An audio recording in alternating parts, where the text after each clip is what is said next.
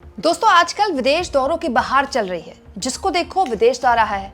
अब तो स्थितियां ये हो गई है कि देश के 3 सबसे इंपॉर्टेंट प्रमुख चेहरे इस वक्त विदेश में हैं।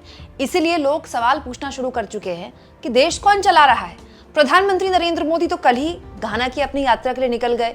वहां वो पहुंच भी चुके हैं। बाकायदा 8 दिन की मोदी की लंबी चौड़ी विदेश यात्रा है, जिसमें वो 5 अलग अलग देशों में जाने वाले हैं। प्रधानमंत्री मोदी आखिर में अपनी यात्रा के ब्रिक्स सम्मेलन में भी हिस्सा लेंगे। तो मोदी तो खैर विदेश यात्रा में जाते रहते हैं। इसके अलावा संयोग देखिए दोस्तों, इस बीच एस जयशंकर भी विदेश में हैं। विदेश मंत्री एस जयशंकर इस वक्त अमेरिका में हैं। दोस्तों अमेरिका में क्वाड की मीटिंग के लिए विदेश मंत्री गए हुए थे।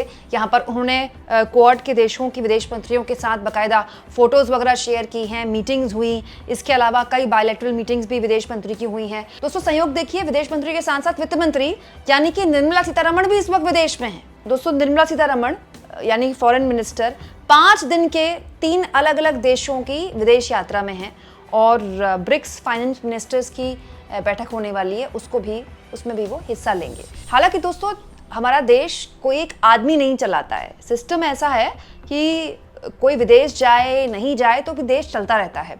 लेकिन मैंने इसका जिक्र क्यों किया दोस्तों, गाहे बगाहे पिछले 1-1.5 साल से इस तरह की चर्चा राजनीतिक गलियारों में दिल्ली की चलती रहती है। दोस्तों ये चर्चा ये है कि क्या वाकई में प्रधानमंत्री मोदी उस तरह से देश चला रहे हैं जिस तरह से वो पिछले 10 सालों से चला रहे थे। देखिए मोदी अगर पीएम हैं तो हर फैसला जाहिर तौर पर उनके सामने से होते हुए ही निकलता है। ये कहना कि मोदी अब फैसले नहीं लेते, फैसले उनके कोई और लेता है, बिल्कुल गलत होगा। मोदी इस तरह के पीएम नहीं है। लेकिन हाल के सालों में, खास तौर पर पिछले 1-1.5 साल से अगर आप देखें, जब से वो तीसरी बार पीएम बने मोदी का जो पूरा फोकस है विदेश यात्राओं पर है। मतलब पिछले 1 साल में विदेश यात्राओं की तो बाढ़ जैसी आ गई है। हालांकि पिछले वक्त भी पिछले 10 सालों में भी उन्होंने बहुत विदेश यात्राएं की। सबसे ज़्यादा विदेश यात्रा करने वाले पीएम बने हैं मोदी। ये रिकॉर्ड उन्होंने अपने नाम पर कर लिया है। वो अलग बात है कि उससे हासिल क्या हुआ, उसको लेकर हम कई बार बात कर चुके हैं। लेकिन इस तरह की चर्चा राजनीतिक गलियारों में रहती है कि एक्चुअली में जो देश के आंतरिक सुरक्षा के मामले हों या फिर देश के बड़े फैसले हों, वो अमित शाह का उसमें बहुत इंपॉर्टेंट रोल हो गया है। मैं बिल्कुल नहीं कह रही हूँ कि अमित शाह देश के फैसले ले रहे हैं, फैसले मोदी ही ले रहे हैं। लेकिन पर्दे के पीछे अमित शाह न केवल बीजेपी की रणनीति डिजाइन कर रहे हैं, बल्कि बहुत इंपॉर्टेंट मामलों में अमित शाह को उस तरह से सक्रिय होते लोगों ने देखा है जिस तरह से पिछले 10 सालों में शायद ना देखा हो। दोस्तों अब आ जाते हैं मुद्दे पर। विदेश मंत्री एस जयशंकर पिछले कई घंटों से 48-45 घंटों से अपने सोशल मीडिया में फोटो पर फोटो शेयर कर रहे हैं। दोस्तों क्वाड के फॉरेन मिनिस्टर्स के साथ उन्होंने फोटो शेयर की। उन्होंने अपनी इस विदेश यात्रा में बाकायदा जॉइंट एक स्टेटमेंट जारी हुआ है। क्वाड के जितने भी देश हैं उसमें जॉइंट स्टेटमेंट जारी हुआ है। उस जॉइंट स्टेटमेंट में पहलगाम आतंकी हमले का भी जिक्र है और इसको लेकर गोदी मीडिया अलग तरह का माहौल बना रहा है कि देखिए भारत की बहुत बड़ी जीत, अमेरिका जिस क्वाड में हिस्सेदार है उसमें आखिरकार भारत सफलता से पहलगाम का जिक्र करवाने में कामयाब रहा। अजीब बात देखिए दोस्तों कि यहाँ पर पहलगाम का तो जिक्र है लेकिन पाकिस्तान का जिक्र नहीं है। टेररिज्म की भत्सना तो हर देश करता है। जब पहलगाम आतंकी हमला हुआ था तब भी किया था, लेकिन पाकिस्तान का नाम शामिल करवा पाने में भारत के विदेश मंत्री कहां चूके, क्योंकि इसी जॉइंट स्टेटमेंट में आप देखिए नॉर्थ कोरिया का नाम है, म्यांमार का नाम है, इनफैक्ट चीन को लेकर जो चिंताएं हैं अमेरिका की उसका भी यहां पर जिक्र किया गया है। लेकिन भारत के विदेश मंत्री जो इतने दिनों से अमेरिका में ही हैं, पाकिस्तान का नाम यहाँ पर शामिल क्यों नहीं करवा पाते हैं? और अगर नहीं करवा पाते हैं तो क्या इस दौरे को और क्या इस स्टेटमेंट को कंप्लीट माना जाए? लगातार आप विदेश मंत्री की तस्वीरें देखिए, वो वहाँ की खुफिया एजेंसियों की प्रमुख तुलसी गबार्ड के साथ फोटो शेयर कर रहे हैं। लगातार वो मीटिंग्स की फोटो शेयर कर रहे हैं। अच्छी बात है दोस्तों, फोटोज तो बहुत शानदार आती हैं बड़े नेताओं की, कपड़े वपड़े बड़े शानदार होते हैं, लाइटिंग बड़ी अच्छी होती है, कैमरा भी शानदार होता है। लेकिन इसका हासिल क्या है? इस देश ने डिप्लोमेसी और विदेश नीति के नाम पर पिछले 3-4 महीने में जो हालात झेले हैं, जो हालात इस देश पर थोपे गए, वो किसका फेलियर है? विदेश मंत्री एस जयशंकर ही थे जिन्होंने ऑपरेशन सिंदूर के बाद न जाने सामने आकर खुद ही क्यों बयान दे दिया कि उन्होंने पहले ही फोन करके पाकिस्तान को बता दिया था कि हम उनके आतंकी ठिकानों को निशाना बना रहे हैं। बाद में अपने इस बयान से उन्होंने खुद किनारा करना पड़ा। और विदेश नीति के नाम पर जितने भी सवाल खड़े हुए हैं, ऑपरेशन सिंदूर से पहले, ऑपरेशन सिंदूर के बाद, भारत पाकिस्तान के सैन्य संघर्ष के दौरान, उसके सीज फायर के बाद मुझे आपको कुछ याद दिलाने की जरूरत नहीं है। उसके लिए केवल एक आदमी से सवाल पूछे जा सकते हैं, फौरी तौर पर तो मोदी से पूछने चाहिए, क्योंकि विदेश नीति तो मोदी ही बना रहे हैं इस देश की, विश्वगुरु तो वही हैं। लेकिन जिनकी जवाबदेही बनती वो है विदेश मंत्री एस जयशंकर।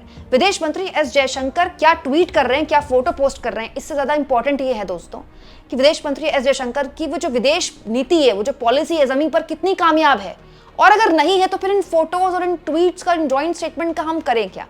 अब आ जाते हैं दोस्तों वित्त मंत्री निर्मला सीतारमण पर। वित्त मंत्री भी विदेश में है, सहयोग देखिए, लेकिन भारत सरकार इस वक्त एक अलग तरह के जश्न में है। भारत सरकार ये प्रमोट कर रही है, बता रही है कि देखिए हम दुनिया की चौथी सबसे बड़ी अर्थव्यवस्था बहुत जल्द बनने वाले हैं, इस साल के अंत में हम जापान को पछाड़ देंगे, जो कि सही बात है दोस्तों, वर्ल्ड बैंक भी यही मानता है। लेकिन क्या ये अधूरा जश्न नहीं है, क्योंकि हम वो देश हैं दोस्तों जहां पर अब भी 80 करोड़ लोगों को भारत सरकार अगर राशन ना दे मुफ्त में तो वो लोग भूखे रह जाएंगे। क्या एक ऐसे मुल्क को इस तरह के किसी भी आंकड़े पर जश्न मनाने का, खुश होने का एक हक है? और अगर ये सब कुछ हो रहा है दोस्तों, तो फिर सवाल किससे पूछे जाएं? वित्त मंत्री से ही पूछे जाएंगे, क्योंकि वित्त मंत्री कोई नई वित्त मंत्री नहीं बनी, पिछले 5 साल भी वही वित्त मंत्री रही हैं, और पिछले आप 1 साल से वो वही, आप कह सकते हैं कि उनके काम से मोदी जी इतने खुश थे कि दोबारा उनको वित्त मंत्री बनाया गया, तो 6 साल से वो इतने इंपॉर्टेंट पद पर हैं। और तो और दोस्तों, वित्त मंत्री जहां इस बात को लेकर जश्न मना रही होंगी कि उनके नेतृत्व में देश ने इतना शानदार काम कर दिया कि हम जापान को पीछे छोड़ने वाले हैं, वहीं दूसरी ओर उनको इस बात पर भी क्या मंथन नहीं करना चाहिए दोस्तों कि पर कैपिटा के नाम पर इंडिया बहुत पीछे है। मतलब प्रति व्यक्ति आय जो इस देश में है वो बहुत ही कम है दोस्तों। भारत की प्रति व्यक्ति आय बताई जाती है $2,880 सालाना, $2,880। अगर हम इसको कंपेयर करें दूसरे देशों से तो ये बहुत बड़ा फर्क है। अगर हम नंबर 1 देश यूएसए से की बात करें दोस्तों, तो यूएस में 89,000 से ज़्यादा है, $89,000 से ज़्यादा है। चलिए वो तो बहुत ज़्यादा है। अगर हम जापान से कंपैरिजन करें, जिसको पछाड़ने का हम दम भर रहे हैं और जिसको पछाड़ने पर वित्त मंत्री भी हेडलाइन बनवाती होंगी, वित्त मंत्री भी खुश होती होंगी, उस जापान की प्रति व्यक्ति आय जानते हैं कितनी है दोस्तों? उस जापान की प्रति व्यक्ति आय है $33,960। तो अगर आप आंकड़ों पे ही खुश हो रहे हैं तो ये आंकड़ा भी है दोस्तों। हमने जापान को देश की इकोनॉमी की साइज में पीछे छोड़ा है, लेकिन आज भी जो देश में गुर्बत है, जो प्रति व्यक्ति आय है, हम जापान से बहुत ज्यादा पीछे हैं दोस्तों। मतलब क्या कंपैरिजन है 33,960 का $2,880 से? कोई कंपैरिजन ही नहीं है। और तो और चीन की भी देखिए प्रति व्यक्ति आय 13,690 है, $13,690 सालाना। मतलब प्रति व्यक्ति आय ऑन एन एवरेज एक आदमी की वहां आप निकाल सकते हैं। तो ऑन एन एवरेज एक आदमी की प्रति व्यक्ति आय तो भारत में बहुत ही पीछे है। और दोस्तों, भारत में जो गरीब और अमीर की खाई हाल के पिछले 11 सालों में बढ़ी है, वो तो भारत के इतिहास में कभी इतनी बड़ी नहीं। इनफैक्ट अंग्रेजों के जमाने में भी इतनी गरीब और अमीर के बीच की खाई थी दोस्तों। गरीब और गरीब होता जा रहा है, अमीर और अमीर होता जा रहा है। डरावना ये है कि ये जो अमीर हैं, ये खूब सारा पैसा बनाकर अब विदेशों में जा रहे हैं। 3,000 से ज्यादा बिलियनियर्स हैं दोस्तों, जो भारत छोड़कर अपनी वेल्थ, अपना पूरा पैसा विदेश में जा चुके हैं, विदेश में बस चुके हैं। भारत से पैसा कमाकर अमीर जो सुपर रिच हैं वो विदेश में बस रहे हैं, और जो भारत का जो गरीब है वो लगातार गरीब होता जा रहा है दोस्तों। राजनीतिक गलियारों में चर्चा कोई भी हो सकती है कि मोदी का काम अब मोस्टली कौन नेता देख रहा है, या मोदी के अलावा और कौन बड़े फैसले देश के ले रहा है। हमको इससे क्या फर्क है? सत्ता में कई पावर सेंटर होते रहे हैं, ये कोई पहली बार नहीं हो रहा है। डॉक्टर मनमोहन सिंह के जमाने में भी इस तरह के आरोप सरकार पर लगते रहे। बट पॉइंट ये है कि इतने सारे पावर सेंटर हों या ना हो, इसका हासिल क्या है कि लगातार जो विदेश दौरे, चाहे मोदी के हों, चाहे वित्त मंत्री के हों, चाहे जयशंकर के हों, इससे हम हासिल क्या कर पा रहे हैं? वो लोग जो विदेश दौरों पर हेडलाइन बना रहे हैं, अपने अपने मंत्रालय में क्या वैसा काम कर रहे हैं जिससे हमें खुश होना चाहिए, जिससे हमें संतुष्ट होना चाहिए, जिससे इनको संतुष्ट होना चाहिए? कमेंट बॉक्स में जरूर लिखें।